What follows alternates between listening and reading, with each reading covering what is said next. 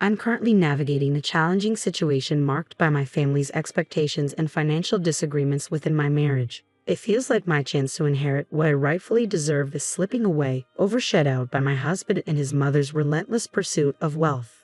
You might assume that inheriting from one's family would be straightforward, but for me, it feels like a distant dream.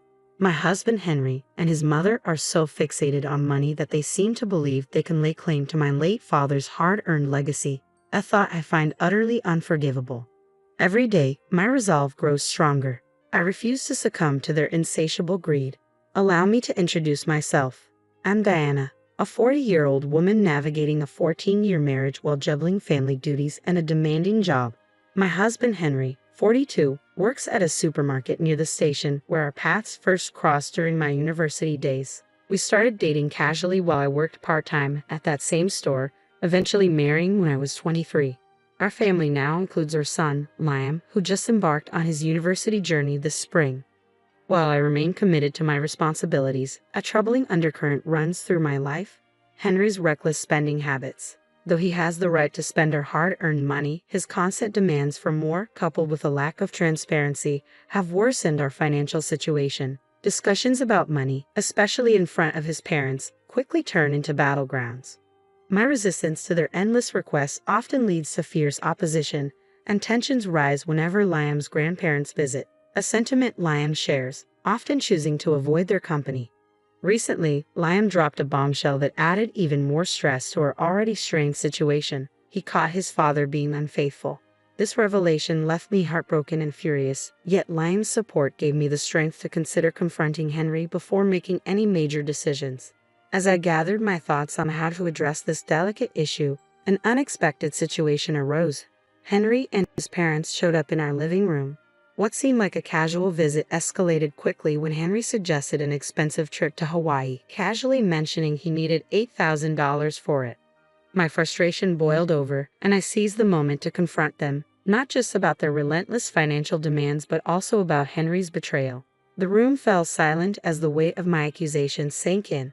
When I confronted Henry about his infidelity, he initially denied everything, questioning the need for proof and defending his innocence. I countered by stating that he had been seen entering a hotel with another woman. He attempted to discredit our son, the very witness of his betrayal, which made me hesitate. I didn't want to drag Liam into this messy confrontation.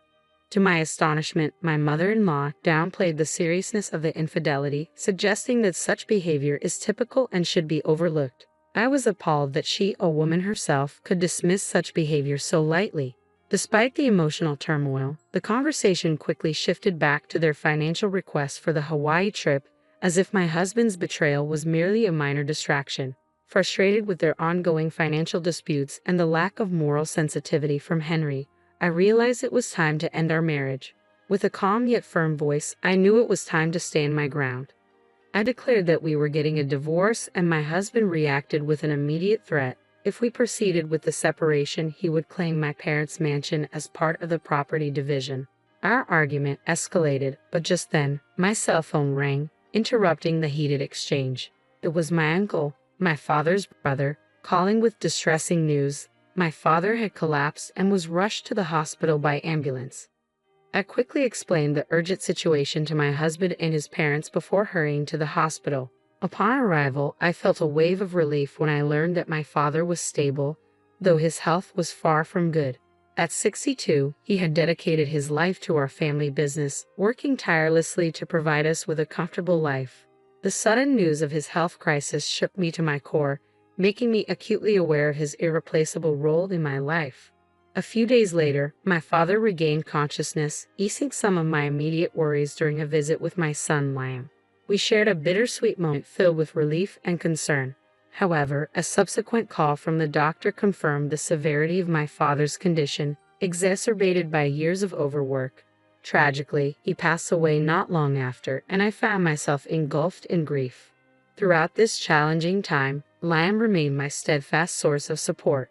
As an only child, I took on the responsibility of organizing the funeral, a task made even more difficult by my husband's indifference. At the funeral, my in-laws attended but offered nothing but superficial expressions of admiration for the family home, displaying a tasteless curiosity about its value. After the memorial service, as I struggled to come to terms with my father's passing, my in-laws paid us an unexpected visit. Sadly, their attention was more focused on the material aspects of our lives, with my mother-in-law particularly fixated on the grandeur of the house. Their insensitivity and materialism only compounded the pain of our family's loss. As I grappled with my grief and began putting away my funeral attire, I felt a deepening sense of isolation. I received an unexpected call that my parents were on their way to visit. Confused and anxious, I couldn't help but wonder what prompted their visit. My apprehension grew as I braced myself for another conversation likely focused on financial issues. Determined to understand their intentions, I prepared for a meaningful discussion upon their arrival. When they walked in, the mood shifted. My in-laws, who had tagged along, settled onto the sofa with satisfied grins. Tension thickened when my husband suddenly suggested that we move out of our spacious house and proposed that his parents move in with us in a new home. Shocked by this suggestion, I reaffirmed my decision to proceed with the divorce, a choice driven by the need to manage my late father's affairs. Ignoring the reality of his infidelity and our impending separation, my husband nonchalantly insisted that everything we owned, including my inheritance, should be shared between us as spouses. His audacity, assuming entitlement to my inheritance, infuriated me. Meanwhile, his parents casually discussed their room preferences in the potential new mansion, further fueling my frustration. Determined to protect the legacy my father had worked so hard to build, I vowed never to let them have their way. The sheer gall of my husband and his parents treating my father's house and wealth as if they were rightfully theirs stretched my patience to its breaking point. A few days later, amid this turmoil, I received a call from my uncle. His comforting words reassured me that I was handling the situation well, despite the overwhelming challenges. However, the conversation took an unexpected turn when he mentioned he had urgent news to share, prompting us to arrange a meeting that very night. As he revealed shocking details about my husband and his parents, I braced myself for what was to come. I was stunned by the gravity of the information my uncle shared. Determined to find a way forward, I confided in him about the outrageous demands and claims made by my in-laws. Outraged by their boldness, my uncle reassured me that he would help manage the situation. Curious about his approach, I eagerly met with him the next day, bringing my son Liam along. The plan was to enlighten Liam about the true nature of his father and grandparents, preparing him for the difficult times ahead. Armed with this new strategy, I called my in-laws over to discuss the possibility of all 6 of us living together in my family home. The proposal seemed to catch everyone off guard, but once they realized we were serious, my mother-in-law quickly warmed up to the idea, excited at the prospect of living in what she referred to as a dreamlike mansion. However, that excitement was short-lived. Reality struck when my father-in-law mentioned the cancellation fee for their previously planned trip, demanding reimbursement. Their unabashed self-interest was glaring, and I was appalled by their audacity. Yet my mother-in-law, unfazed, assured everyone that they would manage the finances soon enough, brushing aside any immediate concerns. Having dealt with my husband and in-laws' relentless pursuit of money for so long, I had become somewhat numb to their schemes. But this time, their sheer selfishness struck a deeper chord, reminding me of the challenging road ahead in standing up to their manipulative tactics. Liam, who wasn't used to their blatant greed, was clearly upset and angered by their behavior. To comfort him, I gently patted his shoulder and assured him that we would manage the situation together as the conversation continued about the possibility of moving into my family home. I decided to play along, fully aware that my in-laws' expectations were far from reality. My husband, Henry, probed into the logistics of the move, his tone unusually sharp.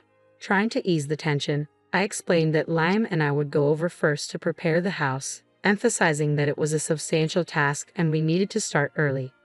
However, Henry expressed doubt about Liam's ability to handle such responsibilities, given his status as a student. I skillfully reassured him that Liam was more than capable, though Henry remained somewhat skeptical over trivial issues. Despite the underlying tension, my mother-in-law was cheerfully oblivious to it all. The conversation soon drifted to the size of the mansion and the number of rooms, which excited her. Seizing the opportunity, I told them they could choose their rooms first and even suggested a gradual approach to cleaning and organizing, considering my busy work schedule. My measured responses temporarily satisfied their expectations, leaving them pleased with what they perceived as a victory. In my mind, however, I was devising a plan to challenge their presumptions and bring their lofty expectations back to reality. The moving day was scheduled for a month later, giving me time to strategize and potentially change the course of events to better align with fairness. As the decisive day approached, I felt a mix of anticipation and determination. Liam and I stood at the front entrance, ready to meet them, ignoring Henry's attempts at humor. I noticed the sparkles of excitement in my in-laws' eyes, completely oblivious to the fact that their illusions were about to be shattered. When the gates swung open, my uncle, my father's brother, stepped out of the house. His presence was silent yet imposing as he confronted my husband and in-laws, leaving them puzzled. It was clear that Henry barely remembered my uncle from the funeral. My uncle asserted his ownership of the house and clarified the details of the inheritance distribution. The shock on my husband and in-laws' faces evident as they processed the gravity of their misunderstanding. Despite my uncle's assertive explanations, Henry tried to maintain his composure, seemingly attempting to gloss over the confrontation. However, the tension escalated when Liam stepped in, accusing his father of infidelity. This revelation left Henry visibly shaken, unable to deny the truth of being seen entering the hotel with another woman. The suspicion I had harbored was now confirmed, and when confronted, my husband adamantly denied the accusations, refusing to admit to any wrongdoing. Liam, distressed by his father's actions and their impact on our family, urged Henry to leave our lives for good. Despite this emotional plea, my in-laws remained fixated on financial matters, insisting on a formal division of property. The relentless pursuit of financial gains starkly contrasted with the emotional turmoil we were experiencing, highlighting their indifference to the pain they were causing. I was left utterly astonished when my in-laws announced that they had given up their apartment and quit their jobs to indulge in a leisurely life at what they assumed would be the family mansion. Even more shocking was their revelation that both my husband and father-in-law had resigned from their jobs, planning to rely solely on what they believed would be their share of my father's inheritance. Bewildered by their rash decisions and presumptuous expectations, I stood firm in asserting my rightful claim as my father's child, anticipating a fair division of his substantial property. Fortunately, my uncle, who was also a lawyer, stepped in to manage the legal aspects of the situation. He revealed that my husband's infidelity was backed by solid evidence gathered from a month-long investigation. This disclosure stunned my husband and his parents, finally making them realize the gravity of their miscalculations. With my uncle's guidance, I informed them that any further discussions would need to be handled legally and demanded that they never contact me again. Despite a brief hostile look from Henry, they left without further incident. I expressed deep gratitude to my uncle for his crucial support. Following the legal proceedings, Liam and I moved into the family home, fulfilling the wishes of my father and grandfather. I felt a profound sense of gratitude for the opportunity to live in a house filled with cherished memories.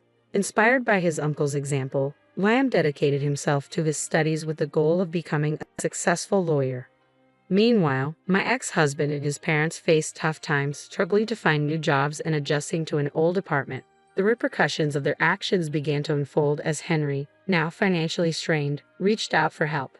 However, having severed ties completely, I declined to provide any financial support, reinforcing our estrangement.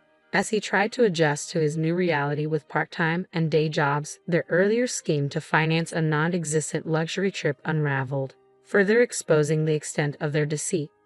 Relieved of these burdens, I focused on my career, eagerly looking forward to seeing Liam graduate from college, proud of overcoming such significant challenges and starting anew.